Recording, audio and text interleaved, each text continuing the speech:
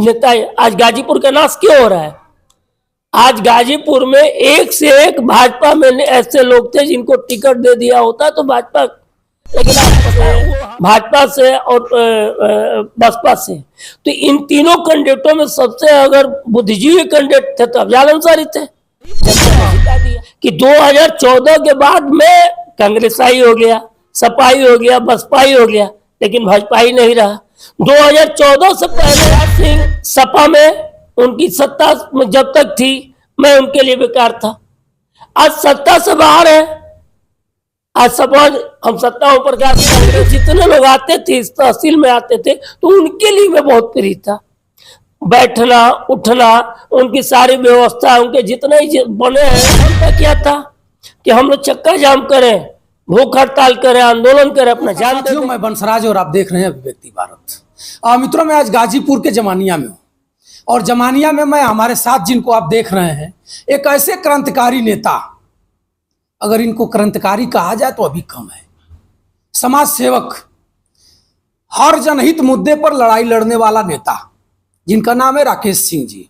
राकेश सिंह जी कभी गाजीपुर के विकास पुरुष जिसको लोग कहते हैं उनके चहेते थे। उनके साथ कंधों पर कंधा हाथ मिला करके, हाथ पकड़ करके पूरे गाजीपुर ही नहीं पूरे उत्तर प्रदेश में उनके अगल बगल चल करके लोगों से वोटों का अपील उन्होंने किया। और आज एक क्रांतिकारी नेता राकेश सिंह जी पूरा सब नेताओं का चिट्ठा खोल कर रखने पर आतुर है। आखिर में वजह क्या है? गाजीपुर में एक नया मुद्दा इस समय चल रहा है, जानते हैं किसका? एक विकास पुरुष का और जमानिया विधायक, पूर्व मंत्री और पूर्व सांसद, वर्तमान विधायक सपा ओम प्रकाश सिंह जी का। दोनों तरफ से तलवार तीर चल रही है। तमाम प्रकार के लोग बता भी रहे हैं कि फला से फला रोड, फला से फला फैक्ट्री, फला से फला तक की जो भी विकास हुए हैं सब फला ने किया है। इधर से भी कुछ ना कुछ हो रहा है, चल रहा है। और इसी को लेकर के हम जमानिया के राकेश सिंह से यह जानना चाहूंगा कि इसमें विकास पुरुष कौन? आखिर में उत्तर प्रदेश और गाजीपुर में वास्तव में मनोज सिन्हा जी, मैं थोड़ा सा डायरेक्ट बोल दे रहा हूं तो आप लोग बुरा मत मानिएगा, लेकिन विकास कौन? विकास कौन गाजीपुर में कराया है? गाजीपुर तो आज भी जल रहा है और कल भी जल रहा था। आप जैसे गंगा पुल डाकिएगा तब देखिएगा तो सुनगते हुए गाजीपुर दिखाई देगा। विकास पुरुष हो या विनाश पुरुष हो, मैं सबको कहता हूं, किसी को निगाह से दिखाई नहीं देगा। दिखाई किसको देगा? ऐसे ही राकेश सिंह जैसे क्रांतिकारी को। और राकेश जी जैसे क्रांतिकारी जब हस्तक्षेप करेगा तो उन्हें पुलिस से प्रताड़ित कराया जाएगा, डटवाया जाएगा, दबाया जाएगा कि आवाज बंद करो। आइए मैं खुलासा करने जा रहा हूं गाजीपुर के कुछ नेताओं के चिट्ठे के लेकर के, और राकेश सिंह जी ने बताएंगे। सादर प्रणाम आपको। जय हिंद। कहाँ के रहने वाले हैं? हमारा घर तो सिवराई है, सिवराई तहसील में पड़ता है। गाजीपुर में आप हमेशा चलते रहते हैं और आपकी कई वीडियो हम लोगों ने देखा है जो गाजीपुर के अच्छे अच्छे विकास के लिए लेकर के संघर्ष भी किए हैं। रेलवे विभाग का कुछ मामला है जहां आप जेल भी गए थे, क्या था उस मामले में? देखिए, कोई भी विकास एक सतत प्रक्रिया है, जो कि किसी की भी सरकार आए तो वो जहाँ की जो व्यवस्था होनी चाहिए, सरकार के जनता की जो सुविधा मिलनी चाहिए वो मिल, लेकिन हमारे यहाँ हमारे स्टेशन के लोग पीड़ित थे और बार बार अपना दर्द प्रकट कर रहे थे, सरकार के पास तमाम तरीकों के अपने पहुँचा रहे थे। लेकिन गाजीपुर के हमारे जो उस समय वर्तमान रेल राज्य मंत्री थे मनोज सिन्हा जी, जब यहाँ से चुनाव हारे और जब कोरोना काल में ट्रेनों का स्टॉपेज बंद हुआ तो फिर ये हुआ कि कोरोना के नाम पर ट्रेनें बंद की गई। और जब कोरोना काल हर जगह स्टॉपेज शुरू हो गया, हर जगह ट्रेनें रुकने लगी, लेकिन भदौरा स्टेशन पर उन ट्रेनों का स्टॉपेज बंद कर दिया गया। क्यों ऐसा हुआ? अब वो तो जो बंद किया उसका जवाब वही देंगे। और इसके बाद यहाँ के लोगों को आवाज उठाया गया, यहाँ के लोगों के द्वारा, मेरे द्वारा उसको उठाया गया और मतलब इतना संघर्ष करना पड़ा, इतना संघर्ष करना पड़ा कि रेल चक्का जाम के लिए मैंने प्रयास किया। यहाँ की जनता कहेंगे तो यहाँ 144 गांव का प्रतिनिधित्व करता है स्टेशन, सेवराई तहसील हो चुका है, और सेवराई तहसील हो चुका है तो 144 गांव के लोग इस तहसील में आते हैं। तो 144 गांव जब इस तहसील में आता है तो उस तहसील की व्यवस्था क्या होनी चाहिए, और तहसील से मात्र 500 मीटर की दूरी पर ये स्टेशन है। तो दिमाग में था कि जब तहसील हो गया तो यहाँ के स्टेशन का भी कायाकल्प होगा, यहाँ के लोग आने जाने लोगों को भी सुविधा मिलेगा, रेल आवागमन बहुत महत्वपूर्ण एक हम लोग वाली यात्रा। तो जब नहीं हुआ, देखते देखते देखते देखते अब उसके बाद ये हुआ कि जैसे हर जगह एक टाट बिछा दीजिए और टाट में पत्तल डाल दीजिए, और लाइन से कोई भी व्यक्ति आ रहा है तो इधर भी पूरी सब्जी कचौड़ी खीर जो भी आइटम बना है उधर से भी पड़ रहा है, और फिर इधर भी देख रहा हूँ कि इधर भी जो पत्तल लगा है उसमें भी सारा वो सब कुछ डाल रहे हैं। और जब हम लोग भदौरा स्टेशन का आता था तो पत्तल वैसे ही दूर। तो जी बताइए, जो पत्तल वहाँ टाट में बैठा है और उसके पत्तल में कुछ नहीं डालोगे, उधर भी डालोगे उधर भी डालोगे, तो घुसते में क्या करेगा? वो धूल उल उठाएगा, मट्टी उठाएगा, जो खा रहा होगा उसके थाली में सोचेगा कि फेंक दे, जब हम भूखे बने तो कुल भूखा रहा। तो वो भी क्षमता हमारा नहीं था। तो दूसरा क्षमता क्या था कि हम लोग चक्का जाम करें, भूख हड़ताल करें, आंदोलन करें, अपना जान दे दें कि कम से कम हमारे किसी तरीका से आवाज तो सरकार तक पहुंचे। अच्छा, ये बताइए राकेश भैया कि आप माननीय मनोज सिन्हा जी के बहुत विशेष थे, आज भी होंगे, और उस परिस्थिति में आपको रेलवे विभाग से पर जाकर चक्का जाम करना पड़ा, मार खाना पड़ा, जेल भी जाना पड़ा था, तमाम प्रकार की प्रताड़ना भी झेलना पड़ा, क्यों? देखिए, माननीय मनोज सिन्हा जी या किसी नेता मेरे लिए कोई विशेष नहीं था। मैं अपना 50 साल की उम्र हो चुका है। मैं 96 के बाद जब मेरा थोड़ा ज्ञान खुला तो मैं अपने समाज में जब रहना शुरू किया तो मेरे समाज के लाइन, बिजली, पानी, सड़क, जहाँ भी मुझे लगता था, या आम आदमी का पेंशन, जहाँ भी कोई भी समस्या हमको दिखता था तो मैं उसमें कैबिनेट मंत्री थे हमारे ओम प्रकाश जी, लेकिन उसके बाद भी मैं कहीं कोई समस्या देखता था तो मैं खड़ा हो जाता। तो उस व्यक्ति के साथ उस सड़क पर अगर गढ़ा है तो अपना उसको मैं प्लान। तो जो नेता होते हैं सत्ता में ना, उनको आप कुछ भी करेंगे समाज के लिए तो उनको खराब लगता है, बात समझिएगा। तो जब तक 2014 से पहले भाजपा सत्ता में नहीं आई थी तो मैं भाजपा के लिए कुछ कर रहा था नहीं करता मैं नहीं जानता हूँ, लेकिन बीजेपी के जितने लोग आते थे इस तहसील में आते थे तो उनके लिए मैं बहुत प्रिय था।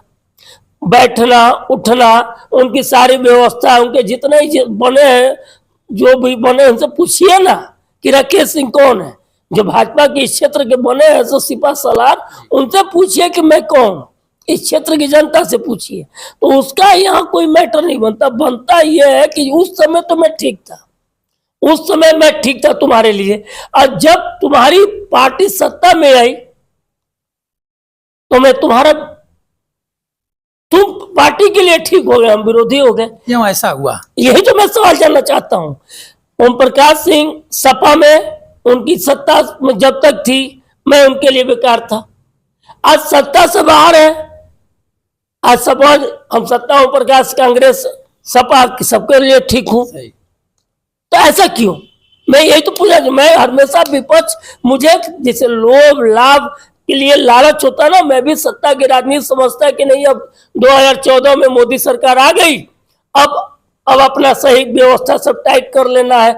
ये ज्ञान ही हमारे पास कभी नहीं आया कि हम सत्ता के साथ चलना शुरू कर दें।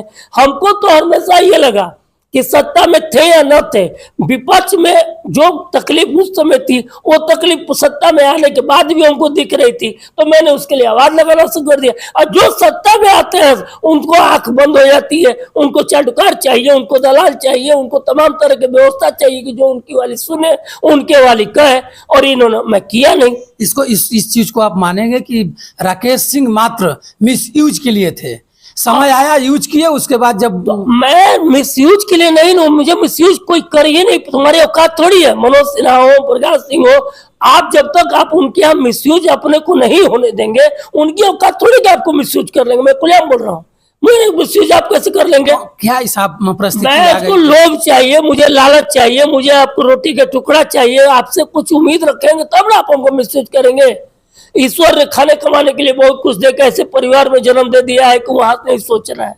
अब सोचना क्या है कि इस जिंदगी में आए हैं तो कुछ ऐसा करके गुजर जाऊं कि कम से कम जिस परिवार में जन्म लिया हो परिवार कलंकित न हो, ये लगे कि नहीं ये लड़का है। इस तहसील में ऐसा व्यक्ति भी रहता है जो समाज के लिए जीता है, समाज के लिए मर जाना पसंद करता है। तो क्यों ऐसा हुआ सर कि आप जब सत्ता से दूर थे, सभी लोग पार्टी के लोग तो आपके साथ थे, आते थे तो धरना प्रदर्शन से लेकर तमाम व्यवस्था आपने दिया, और जैसे ही स्तंभ बन करके आए, आज योगी बाबा की सरकार है देश में, मोदी बाबा की सरकार है, तो आपको लोग दूर कर दिए। मैं वही पूछ रहा हूँ कि 2014 के बाद में कांग्रेसाई हो गया, सपाई हो गया, बसपाई हो गया, लेकिन भाजपाई नहीं रहा।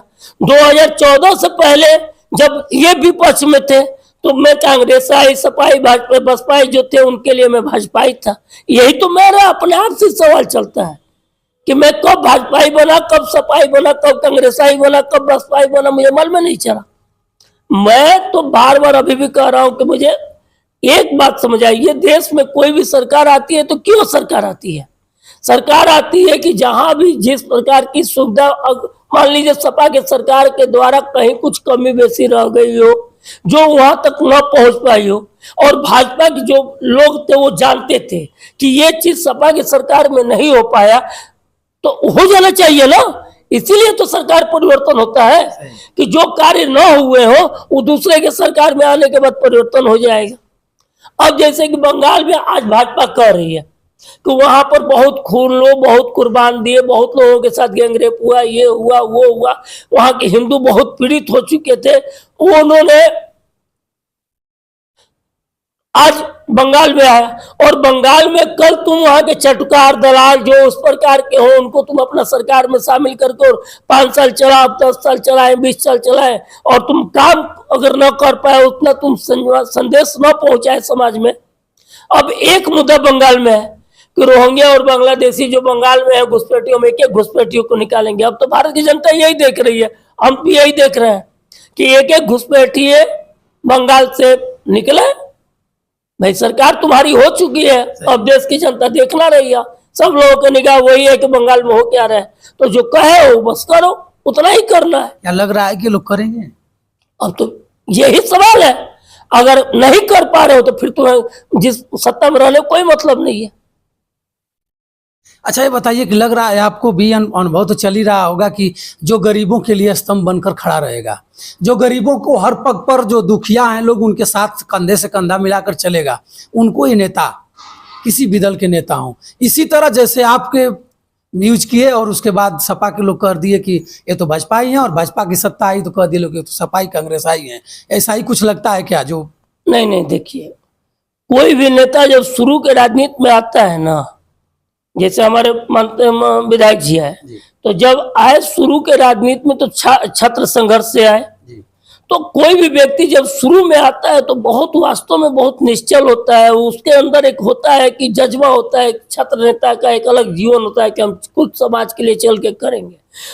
चलते चलते जब वही व्यक्ति सत्ता का मजा चख लेता है, मंत्री का पद पा जाता है, राजनीतिक अकड़ आ जाती है, फिर उसके बाद उसके लोग हो जाते हैं, तो अब वो कोई चीज हम पा जाते हैं ना, तो उसके जाने के डर से कि हम इस चीज पर हम बने रहे, अब उसके बाद ही अपराध का जन्म होता है कि हम उस चीज पर बैठे रहे, हमको बाद हमारा दूसरा हमारा लड़का बैठे, लड़के के बाद हमारा ये हमारी अब संपत्ति हो गई, हमारी व्यवस्था हो गई। अब उसको सुरक्षित रखने के चक्कर में नेता, आज गाजीपुर का नाश क्यों हो रहा है? आज गाजीपुर में एक से एक भाजपा में ऐसे लोग थे जिनको टिकट दे दिया होता तो भाजपा, लेकिन आप पता वो हाँ तो आप लोग सवाल करेंगे नहीं, आप लोग की हिम्मत है क्यों?